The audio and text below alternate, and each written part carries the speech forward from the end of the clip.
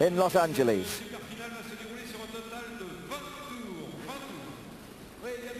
Now, Messrs. Lulu Bernadelli and Francis Magnanou begin to stir up the crowd.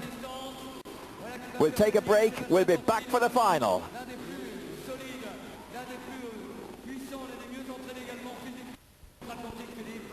Number 3, Sebastian Tortelli.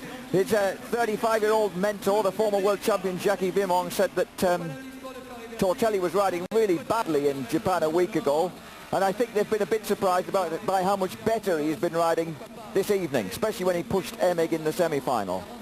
Beg your pardon, in their heat. But this is the man they've got to beat. Now, interestingly, number 1, Mcgrath, is riding the 1997 aluminium-framed Honda that everybody's talking about. If he is riding the 1997 aluminium-framed Honda, if he's riding it, that means that he has changed from his 1993 bike, because ever since he won that first 250 title in 1993, except for changing the plastics to make it look like a new machine, Jeremy Mcgrath has stuck to his 1993 setting, his 1993 suspension, engine, because he's so comfortable with that bike.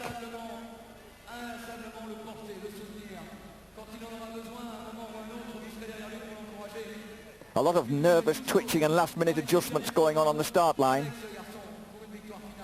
These are nervous moments from these guys. Remember, the starting gate drops backwards.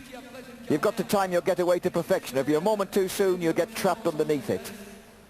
And if you get left at the back in this intense 20-lap frenzy of a final, then it's an awfully long way to come back again, especially on such a tight indoor circuit as this. America, of course, the breeding ground of Supercross. Most of their tracks are bigger, outdoors, bigger stadiums altogether. Here at Bercy, another wonderful paint job staring us in the bloody face there. Here at Bercy, we're indoors, a lot more cramped, compact in style, this track. The layout very, very similar to one that we had last year. Jeremy Mcgrath's latest an ever-changing range of helmet designs. The one man who can really, truly justify the number 1 slot. He's now won 43 250cc finals in American Supercross. He won 13 on the trot out of a 15-round series this year. Eventually, Emig beat him at the second last round in St. Louis, and then Jeremy Mcgrath won the last one, and that was it.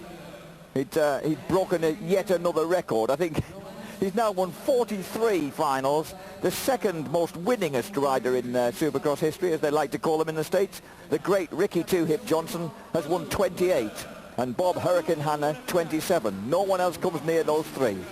And it's unlikely that anyone else will ever get near Mcgrath.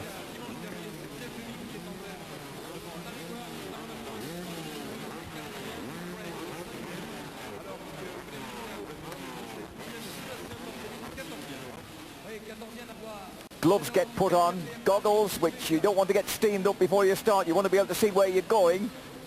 Almost the last item of accessory to get put on. This is a really, really good lineup, and it could be quite a fascinating contest. Remember, at the moment, number 2, Jeff Emig, is out in front in the World Championships on 20 points. Now, Jeff will be so keen. Jeffro will desperately want to keep ahead of number 1, Jeremy Mcgrath, to defend that lead. They've got to go back to Japan, to Tokyo, after the 3 nights here. Then they return to Europe to do 2 nights in Geneva. 5-second board goes up. 3, 2, 1. Get out of the way, lady. Oh, and Mcgrath got well shut out. Albertine had a good start, but Tortelli up the inside also had a good one. But was that Brian Hughes? Yes, Rhino Hughes at the front, number 9 on the Kawasaki. Mcgrath tucked it on the inside. And number 8, Albertine, did make a good start in the middle. He did hold his line through that first turn. So across the savage, never-ending washboard, Hughes, Albertine, Tortelli, number 6, Larry Ward. And 6th place, behind Craig, is Jeremy Mcgrath. So he can't be discounted on a start like that. Number 1, Mcgrath. At the front, Hughes tried to make an early getaway from the former world champion, Greg Albertine. They disappear through the tunnel, of course, and then they burst back out into the arena, which is when these deafening rounds of cheers are, the roof gets lifted by the crowd of 14,000 packing into the stadium. Number 14, John Dowd, well up there as well in about 8th place. But at the moment it looks like it's Tortelli and Albertine and Tortelli breaking the American mould in 2nd and 3rd places. Albertine almost going for a block pass there, but he didn't quite have the legs to make it into the hairpin. And now he's under a bit of pressure himself, riding a little bit wild as Tortelli comes on him. Remember, Tortelli's still very much a learner on the 250. Hard to believe. The 17-year-old who goes to school in Paris with gold medal winning athletes from Atlanta, a special school for sporting excellence. Wonderful institution.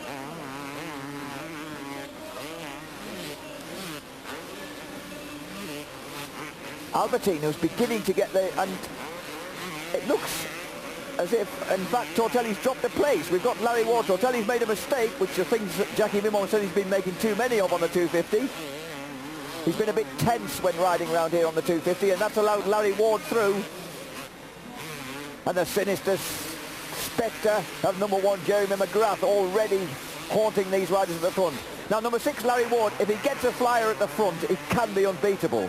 If he's got to work his way through the pack a bit, considering he's 6'3", a big, strong-looking man, he does tend to get tired. His stamina is a bit suspect across races of this length. Because 20 laps of the mental and physical ferocity of this sport takes a lot out of people. Mcgrath, I would think, is feeling quite happy back there in 5th place, looking at this queue of people in front of him. They're all within reach of him. Rhino Hughes at the front.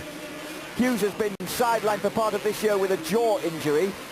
He busted his jaw, and that dropped him a little bit in the ratings after he'd also come so close to winning the 125 national championship.